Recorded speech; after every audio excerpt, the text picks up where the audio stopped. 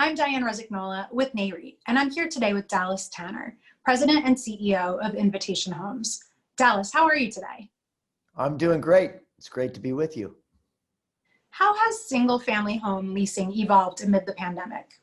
Well, it's been really interesting. I mean, we have had a tremendous amount of demand for our product, even going into the pandemic. Our occupancy was in the low to mid 97% range prior to all the chaos that COVID brought into everybody's lives. And then, what was interesting is I think as it happened, we really didn't know or have a strong opinion one way or the other of which way it was going to shift the tide. I think if anything, it's been a net positive in the near term for our business because people want flexibility. They want an ability to work from home. That dynamic, it feels like something that's going to be here for a while. So we've gradually seen our occupancy, like much of the residential sector, if you're in building or some of these other types of businesses that produce single family homes, experience a tremendous amount of demand. I mean, our occupancies are in the 98% range today.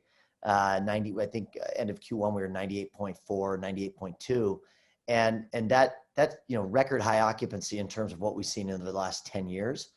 Where does it go is probably, the next question, which is occupancy generally should be really healthy in single family rental for a variety of reasons. One, we're undersupplied from a total household perspective relative to the normalized household formation and demographic growth that we would expect on a year-over-year basis. So most economists would say we're somewhere between 2 to 3 million units undersupplied, generally speaking.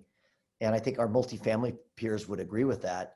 And I think that coupled with the urban flight to suburban, interest throughout the pandemic, plus the inavailability from a supply chain perspective to get new product into the market quickly coming out of COVID has created additional pent-up demand. So our feeling is that basically in the near and medium term, demand should be really healthy. And what recent changes have you seen involving people moving to the suburbs? And how has that impacted your business model, if at all?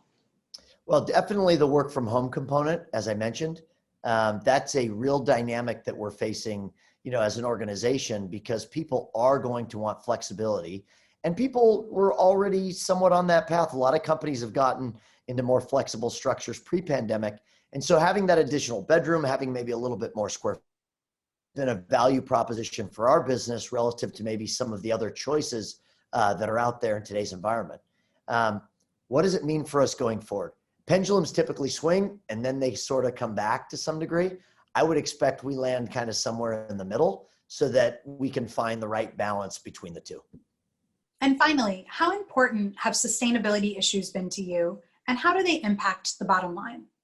They definitely impact bottom line. And there's some things you can do, and I'll talk about maybe the E, the S, and the G in ESG and what that means for our business. But there's no doubt that there's an ability to do some things specifically with our business that can be impactful.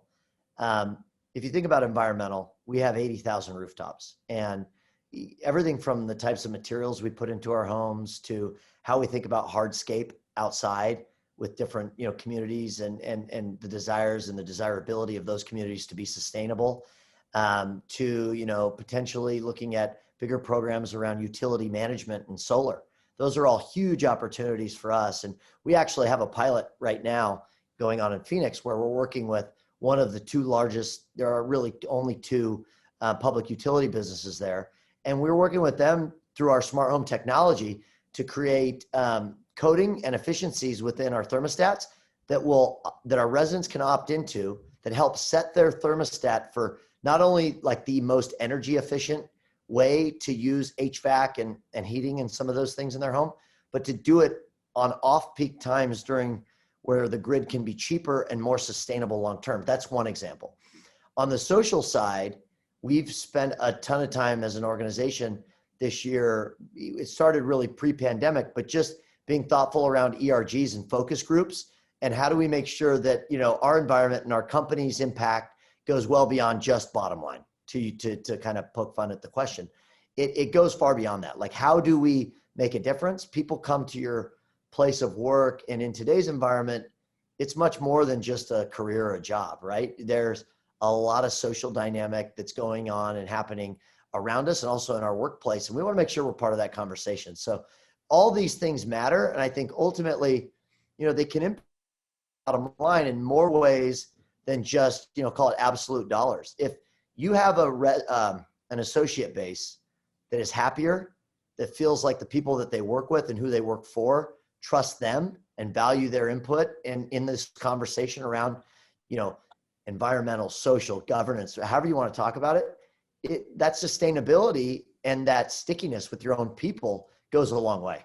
And turnover, whether it's, in our business in the homes or in our business with our associates, is costly. And we want to build an environment where people feel safe, but also that they buy into that same vision. And we're doing a lot of things in the communities that we work in and serve and where we own properties today to make an impact. And we've got actually a green spaces initiative that we launched earlier this year that's been really successful, doing, walking trails and running paths in the Phoenix area. Those are all part of our long-term commitment to these markets. And I think every company like ours, if you have a business in some of these communities where you're, taking up space or making an impact for your corporation, you probably have a residual responsibility to make sure you're active in helping the community with which you serve.